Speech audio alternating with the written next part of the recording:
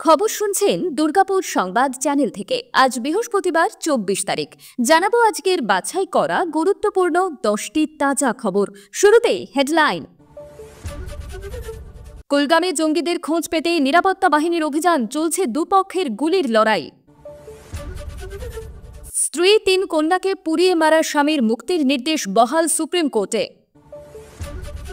পহেলগাঁও জঙ্গি হামলায় শোক প্রকাশ মুখ্যমন্ত্রীর, দিলেন পাশে থাকার আশ্বাস।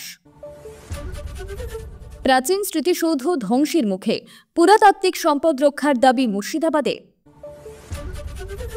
আমাদের দোষ দেবেন না, আমাদের কিছু করার নেই, আগেভাগেই কবুল করল পাকিস্তান। জঙ্গিদের বন্দুকের মুখে কলমা পাঠ, স্ত্রী সন্তানকে নিয়ে প্রাণ রক্ষা বাঙালি অধ্যাপকের। শীঘ্রই প্রকাশিত হবে মাধ্যমিকের ফলাফল, কবে জানা গেল তারিখ। রাতে ডেকে নিয়ে যাওয়ার পর সকালে মিলল রক্তাক্ত দেহ, তৃণমূল নেতার ছেলে কি খুন? মাদক পাচারকারীদের লক্ষ্য করে বিএসএফের গুলি, সীমান্তে মৃত্যু এক ছাত্রের। 24 ঘন্টা পর বোধোদয়, পহেলগাঁও জঙ্গি হামলার ঘটনায় মুখ খুলল বাংলাদেশ। এছাড়াও রয়েছে আরও বেশ কিছু গুরুত্বপূর্ণ খবর। পুরো বিস্তারিত জানতে ভিডিওটি শেষ পর্যন্ত শুনুন। পহেলগাঁওয়ে জঙ্গি হামলার 24 ঘন্টা পরে এবার কুলগামে জঙ্গিদের সঙ্গে সংঘর্ষ শুরু হল নিরাপত্তা বাহিনীর। দক্ষিণ কাশ্মীরের কুলগামের পাহাড় জঙ্গল ঘেরা তংমার্গ এলাকায় বুধবার বিকেল থেকেই চলছে তীব্র গুলির লড়াই। গোপন সূত্রে খবর পেয়ে ওই এলাকায় অভিযান চালানো হয়। ইতিমধ্যেই গোটা এলাকা ঘিরে ফেলা হয়েছে। মঙ্গলবার দুপুরে পহেলগাঁওয়ের বৈশরণ উপত্যকায় জঙ্গি হামলার দায় ইতিমধ্যেই স্বীকার করেছে পাক জঙ্গি গোষ্ঠী লস্কর-ই-তৈবার ঘনিষ্ঠ সংগঠন দ্য রেজিস্ট্যান্স ফ্রন্ট TRF। এই জঙ্গি গোষ্ঠীরই একজন শীর্ষ কমান্ডার কুলগামের সংঘর্ষে আটকে পড়েছে বলেই খবর সূত্রে। তবে পহেলগাঁওয়ে হামলার সঙ্গে জড়িত কারোর খোঁজ কুলগামে পাওয়া গিয়েছে কিনা তা এখনও স্পষ্ট নয়। এদিকে বুধবার সকালে জম্মু কাশ্মীরের বারামুলায় সীমান্ত দিয়ে অনুপ্রবেশের সময় জঙ্গিদের সঙ্গে গুলির লড়াই হয় সেনার। তুমুল সংঘর্ষের পর 2 জঙ্গিকে নিকেশ করে সেনা। সংঘর্ষের পর জঙ্গিদের হেফাজত থেকে বিপুল পরিমাণ অস্ত্র এবং গোলা বারুদ এবং পাকিস্তানি মুদ্রা উদ্ধার করা হয়। অন্যদিকে বিকেলে দেশের প্রতিরক্ষা মন্ত্রী রাজনাথ সিং হুঁশিয়ারি দিয়েছে যে কিছুক্ষণের মধ্যেই কাশ্মীরে জঙ্গি হামলার যোগ্য জবাব দেবে ভারত। শুধু হামলাকারীদের বিরুদ্ধেই নয়, নেপথ্যে থাকা মাস্টার মাইন্ডদের বিরুদ্ধে কড়া পদক্ষেপ নেওয়া হবে বলে জানিয়েছিলেন তিনি। এই হুঁশিয়ারির পরই এবার কুলগামে শুরু হলো সেনা এবং জঙ্গিদের লড়াই। স্ত্রী এবং 3 কন্যাকে পুড়িয়ে মারা স্বামীর মুক্তির নির্দেশ বহাল সুপ্রিম কোর্টে। সুপ্রিম কোর্টের অভিমত, 2টি মেয়ের মৃত্যুকালীন জবানবন্দির ওপর পুলিশ ভীষণভাবে ভরসা রেখেছে, অথচ সিআরপিসির 313 ধারা অনুযায়ী সেই বয়ান অভিযুক্তকে দেওয়া হয়নি বা তাকে জানানো হয়নি। ফলে সেই অভিযোগ সম্পর্কে সাফাই দেওয়ার সুযোগ অভিযুক্ত পায়নি, যা তার বিপক্ষে ব্যবহৃত হয়েছে। কিন্তু এই ত্রুটির কারণে অভিযুক্তের বিচারের ক্ষেত্রে ওই বয়ান দুটির কোনো কার্যকারিতা নেই। দ্বিতীয়ত, অভিযুক্তের নাবালক পুত্রের বয়ান যাচাই করার প্রয়াস নেয়নি নিম্ন আদালত। তাকে কোনো প্রশ্নই করা হয়নি। সে বিষয়টি আদৌ বুঝছে কিনা তাও যাচাই করা হয়নি। ফলে হাইকোর্টের সিদ্ধান্তে হস্তক্ষেপের কোনো সুযোগ নেই। এখন নতুন করে 313 ধারা অনুযায়ী বিষয়টিকে বিচার করার জন্য পাঠানোর কোনো যৌক্তিকতা নেই, কারণ সেক্ষেত্রে বিষয়টি অভিযুক্তের বিরুদ্ধে যাবে। এমন অভিমত দিয়ে মামলার নিষ্পত্তি করল সুপ্রিম কোর্ট। এই প্রেক্ষাপটে এমন মামলার ক্ষেত্রে 313 ধারা অনুযায়ী নিম্ন আদালতে প্রক্রিয়াকরণ হয়েছে কিনা তা হাইকোর্টগুলিকে বাধ্যতামূলকভাবে যাচাই করার নির্দেশ দেওয়া হলো। যদি এমন খামতি দেখা যায়, তাহলে হাইকোর্ট প্রথমেই নিম্ন আদালতকে সেই মতো ব্যবস্থা নিতে নির্দেশ দেবে বলেই জানিয়েছে সুপ্রিম কোর্ট। প্রিয় দর্শক, দুর্গাপুর সংবাদ, সত্যের সন্ধানে নির্ভরযোগ্য সংবাদ আপনার পাশে। আজকাল অনেকেই ভুল তথ্য ছড়াচ্ছে, কিন্তু আমরা শুধুমাত্র সত্য এবং যাচাই করা খবরই আপনাদের কাছে পৌঁছে দিচ্ছি। কোনো পক্ষ নয়, শুধুই প্রকৃত সংবাদ।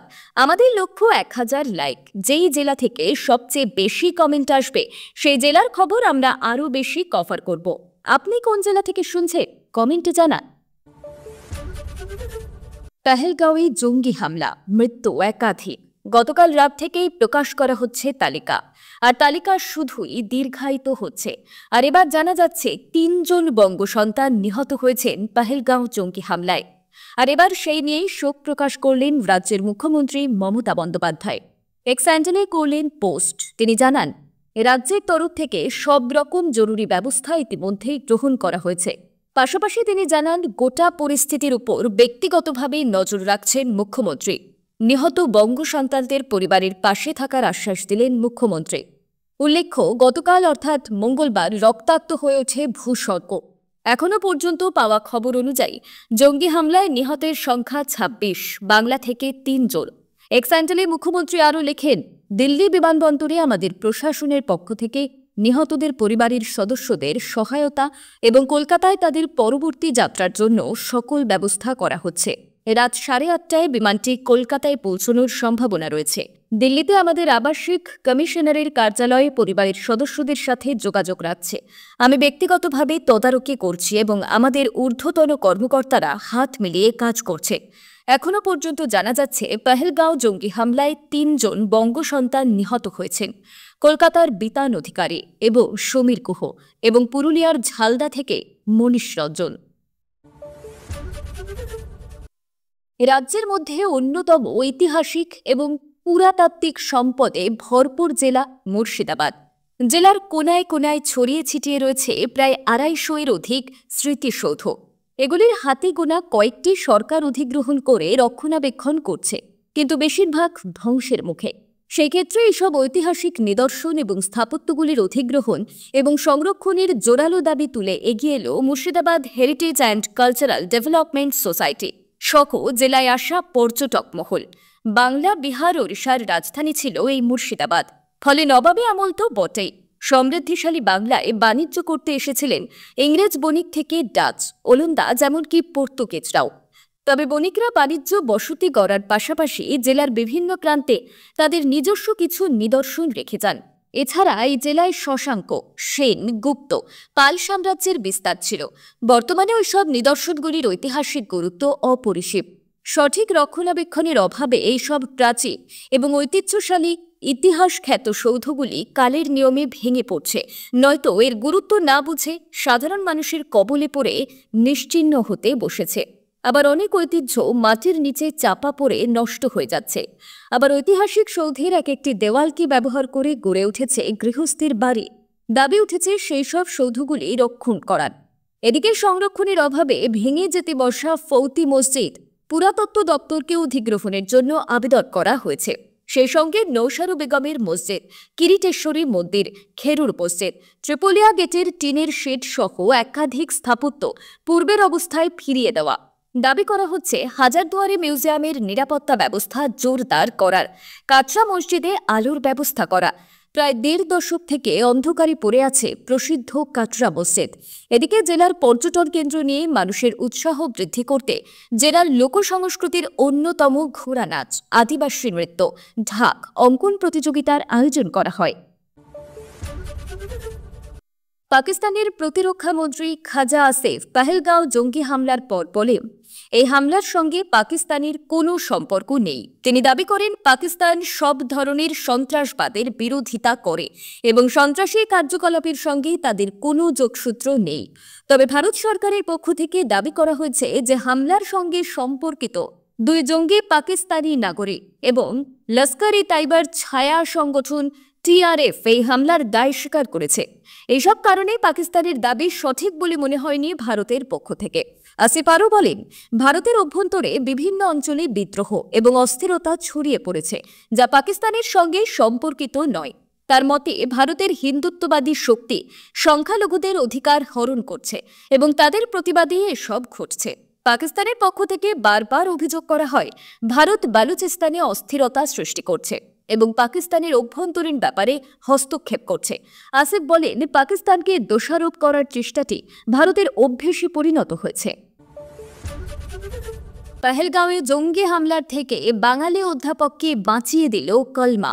মঙ্গলবার পহেলগাঁওয়ের বৈশরণে ভয়াবহ জঙ্গি হামলায় মৃত্যু হয় 27 জনের। এর মধ্যে 26 জনই পর্যটক, যার প্রায় সবাই হিন্দু। অভিযোগ, জঙ্গিরা পরিচয় নিশ্চিত করে অমুসলিমদেরই একমাত্র গুলি করে হত্যা করে। ধর্ম পরিচয় নিশ্চিত করার জন্য অনেকেই কলমা পড়তে নির্দেশ দেয় জঙ্গিরা। আর সেই কলমা পড়েই সস্ত্রীক বেঁচে ফিরলেন অসম বিশ্ববিদ্যালয়ের বাংলা বিভাগের সহকারী অধ্যাপক দেবাশিস ভট্টাচার্য। গতকাল দুপুরে হামলার সময় বৈশরণে একটি গাছের নিচে বিশ্রাম নিচ্ছিলেন দেবাশিস বাবু। হঠাৎ করে তিনি শুনতে পান আশেপাশে সবাই কলমা পড়ছে। কিছুটা জানা থাকায় তিনিও পড়তে শুরু করেন। দেখতে পান ছদ্মবেশে থাকা এক জঙ্গি রাইফেল উঁচিয়ে এসে তার পাশে শুয়ে থাকা এক ব্যক্তিকে গুলি করে। দেবাশিস বাবু বলেন, একজন সন্ত্রাসী আমাদের দিকে এগিয়ে এসে জিজ্ঞাসা করল, কেয়া কর রহে হে? আমি আরও জোরে কলমা পাঠ করলাম। আমি জানি না কেন আমি এটা করেছি, কোনো কারণে। সে মুখ ফিরিয়ে চলে গেল। এরপর সুযোগ বুঝে চুপচাপ উঠে গেল তার স্ত্রী এবং ছেলেকে নিয়ে পালিয়ে যান দেবাশিস বাবু। তিনি বলেন, আমরা উপরে উঠেছিলাম, বেড়া পার হয়েছিলাম এবং প্রায় 2 ঘন্টা ধরে হাঁটতে থাকে। পথে ঘোড়ার খুরের চিহ্ন অনুসরণ করে ঘোড়া সহ একজন আরোহীর সঙ্গে দেখা করে এবং আমাদের হোটেলে ফিরে আসতে সক্ষম হই। খুব শীঘ্রই চলতি বছর মাধ্যমিক পরীক্ষার ফল প্রকাশ করতে চলেছে মধ্যশিক্ষা পর্ষদ। সূত্রের খবর, আগামী 30 এপ্রিল সম্ভবত প্রকাশিত হবে মাধ্যমিকের ফল। পরীক্ষা শেষের 68 দিনের মাথায় ফল প্রকাশ হতে চলেছে। তবে ওই দিন দীঘায় জগন্নাথ মন্দিরের উদ্বোধন রয়েছে। সুতরাং এমন একটি দিনে মাধ্যমিকের ফল প্রকাশ করা হবে কিনা তা নিয়ে কিছুটা সংশয় দেখা দিয়েছে। চলতি বছর 10 ফেব্রুয়ারি থেকে শুরু হয়েছিল মাধ্যমিক পরীক্ষা। পরীক্ষা শেষ হয় 12 ফেব্রুয়ারি। রাজ্য জুড়ে মোট পরীক্ষার্থীর সংখ্যা ছিল 9,84,894, যা গত বছরের থেকে 62,000-এরও বেশি। 2024 সালে মাধ্যমিকের ফল প্রকাশ হয়েছিল পরীক্ষা শেষের 81 দিনের মাথায়। 2023 সালে 76 দিনের মাথায় প্রকাশিত হয়েছিল ফল। এবার যদি 30 এপ্রিল ফল প্রকাশ হয়, তাহলে বিগত 2 বছরের থেকেও কম সময় ফল প্রকাশ করবে মধ্যশিক্ষা পর্ষদ। অন্যদিকে সুপ্রিম রায় শিক্ষকদের চাকরি যেতে রাজ্য জুড়ে মাধ্যমিক ও উচ্চ মাধ্যমিকের ফল প্রকাশ নিয়ে একটা অনিশ্চয়তা দেখা দিয়েছিল। কিন্তু শিক্ষামন্ত্রী ব্রাত্য বসু বলেছিলেন, যথাসময়ে ফলাফল প্রকাশিত হবে। তবে দীঘায় জগন্নাথ মন্দির উদ্বোধনের দিন মাধ্যমিকের ফল প্রকাশ হয় কিনা সেটাই এখন দেখার। রাতভর নিখোঁজ থাকার পর সকালে উদ্ধার হলো তৃণমূলের বুথ সভাপতির ছেলের রক্তাক্ত দেহ। ঘটনায় খুনের অভিযোগ তুলেছেন তৃণমূল নেতার বাবা। বুধবার সকালে ঘটনাটি ঘটেছে নদিয়ার হাঁসখালি থানার রুদাচাপড়া এলাকায়। অভিযোগ, রাতে বাড়ি থেকে ফোন করে ডেকে নিয়ে যাওয়া হয় এলাকার তৃণমূল কংগ্রেসের বুথ সভাপতি অজয় সরকারের ছেলে অভিজিৎ সরকারকে। এরপর তাকে খুন করা হয়েছে বলে অভিযোগ। গোটা ঘটনাকে কেন্দ্র করে এলাকায় ব্যাপক চাঞ্চল্য ছড়ায়। ঘটনায় তদন্ত শুরু করেছে পুলিশ। ইতিমধ্যেই পরিবারে মৃতের তরফে হাঁসখালি থানায় 3 থেকে 4 জনের নামে অভিযোগ দায়ের করা হয়েছে বলে জানা যাচ্ছে। তৃণমূল কংগ্রেসের বুথ সভাপতি অজয় সরকার দাবি করছেন, রাত 8টার সময় কে বা কারা অভিজিৎ সরকারকে ফোন করে বাড়ি থেকে ডেকে নিয়ে যায়। এরপর সারা রাত বাড়ি ফেরেননি ছেলে। ভোরের দিকে এলাকারই একজন বাড়িতে এসে জানান, অভিজিৎ সরকার মদ্যপান করে অসুস্থ হয়ে পড়েছে, তার নাক মুখ দিয়ে রক্ত বের হয়েছে। এরপর বাড়ি থেকে পরিবারের লোকজন তড়িঘড়ি ঘটনাস্থলে গিয়ে দেখে রক্তাক্ত অবস্থায় পড়ে রয়েছেন অভিজিৎ সরকার। তড়িঘড়ি তাকে উদ্ধার করে হাসপাতালে নিয়ে যাওয়া হলে চিকিৎসকরা মৃত ঘোষণা করেন। খবর পেয়ে ঘটনাস্থলে যায় হাঁসখালি থানার পুলিশ। পরিবারের সদস্যরা জানিয়েছে, ছেলে না ফেরায় তারা দুশ্চিন্তায় পড়ে যান। একাধিকবার ফোন করে অভিজিতের সঙ্গে যোগাযোগ করতে পারেননি। পরে বুধবার দিনের আলো ফুটতেই ছেলের খোঁজ খবর শুরু করেন পরিবারের সদস্যরা। তখনই অভিজিতের মৃতদেহ উদ্ধার হয়। এই ঘটনায় এলাকায় শোকের ছায়া নেমেছে। তবে কি কারণে খুন বা খুনের কোনো রাজনৈতিক কারণ জড়িত কিনা তা জানার চেষ্টা করছে পুলিশ। তৃণমূলের বুথ সভাপতি অভিযোগ করেছেন যে তার ছেলেকে পরিকল্পিতভাবে খুন করা হয়েছে। পুলিশ জানিয়েছে, কয়েকজনের বিরুদ্ধে অভিযোগ দায়ের হয়েছে। তাদের খোঁজে তল্লাশি চালানো হচ্ছে। দ্রুত অভিযুক্তদের গ্রেপ্তার করা হবে বলে জানিয়েছে পুলিশ। প্রায় 1.5 কিলোমিটার দূরে ভারত বাংলাদেশ সীমান্ত এলাকা থেকে উদ্ধার হলো এক ছাত্রের গুলিবিদ্ধ দেহ। বুধবার সকালে খেতে চাষ করতে গিয়ে দেহটি নজরে আসে চাষিদের। খবর পেয়ে কালিয়াচক থানার পুলিশ দেহটি উদ্ধার করে ময়নাতদন্তের জন্য পাঠিয়েছে মালদা মেডিকেল কলেজে। ছাত্রের বুকের ডান পাশে বুলেটের চিহ্ন লক্ষ্য করা গিয়েছে। প্রাথমিকভাবে পুলিশের অনুমান, গুলিবিদ্ধ হয়ে মৃত্যু হয়ে থাকতে পারে ওই যুবকের।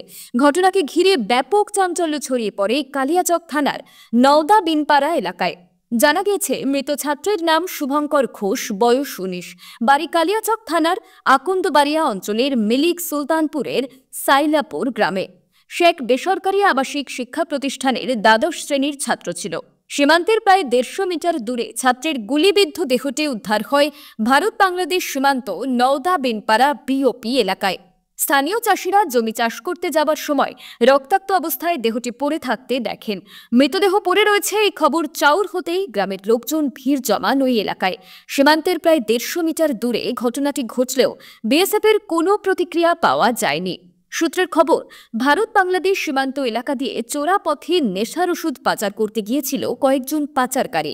সেই দলের সঙ্গে ছিল শুভঙ্কর ঘোষ। সেই সময় পাচারকারীদের লক্ষ্য করে গুলি চালায় বিএসএফ। সেই গুলিতেই প্রাণ গিয়ে থাকতে পারে শুভঙ্করের। পাচারকারীরা তাকে নিয়ে যাবার চেষ্টা করলেও ব্যর্থ হয়। অবশেষে তাকে ছেড়ে পালিয়ে যায় দলের অন্য পাচারকারীরা। মঙ্গলবার দুপুরে জম্মু ও কাশ্মীরের পেহেলগাঁওয়ে পর্যটকদের উপর ভয়াবহ হামলা চালিয়েছে জঙ্গিরা। ঘটনায় এখনও পর্যন্ত প্রাণ হারিয়েছে অন্তত 27 জন। এই ঘটনার পরে বিশ্বের বহু দেশ এই কঠিন সময়ে ভারতের পাশে এসে দাঁড়িয়েছে। এবার প্রায় একদিন পর পেহেলগাঁওয়ের জঙ্গি হামলা নিয়ে মুখ খুলল ভারতের প্রতিবেশী বাংলাদেশ। বুধবার দুপুরে বাংলাদেশের অন্তর্বর্তী সরকারের বিদেশ মন্ত্রকের তরফে একটি বিবৃতি প্রকাশ করা হয়েছে। বিদেশ মন্ত্রকের বিবৃতির পরই অন্তর্বর্তী সরকারের প্রধান উপদেষ্টা মোহাম্মদ ইউনূসও ঘটনায় শোক প্রকাশ করেছেন। এদিন দুপুরে বাংলাদেশের বিদেশ মন্ত্রকের তরফে সোশ্যাল মিডিয়ায় বিবৃতিতে বলা হয়, ভারতের জম্মু ও কাশ্মীরে জঙ্গি হামলার তীব্র নিন্দা জানাচ্ছে বাংলাদেশ। এই নির্বোধ সহিংসতার ঘটনায় নিহতদের পরিবারের প্রতি গভীর সমবেদনা রইল। সেই সঙ্গে এই হিংসামূলক কর্মকাণ্ডের জেরে ক্ষতিগ্রস্তদের প্রতি আন্তরিক সহানুভূতি প্রকাশ করছে বাংলাদেশ। সন্ত্রাসবাদীদের বিরুদ্ধে বিশ্বব্যাপী লড়াইয়ে বাংলাদেশ নিজের অটল প্রতিশ্রুতি পুনর্ব্যক্ত করছে। এতক্ষণ খবর শুনছিলেন দুর্গাপুর সংবাদ চ্যানেল থেকে। খবর আজকের মতো এই পর্যন্তই। খবরগুলো আপনার কেমন লাগলো অবশ্যই কমেন্ট করে জানাবেন এবং নিয়মিত সঠিক খবর শোনার জন্য দুর্গাপুর সংবাদ চ্যানেলটিকে সাবস্ক্রাইব করে রাখুন। দেখা হচ্ছে পরবর্তী ভিডিওতে। ধন্যবাদ।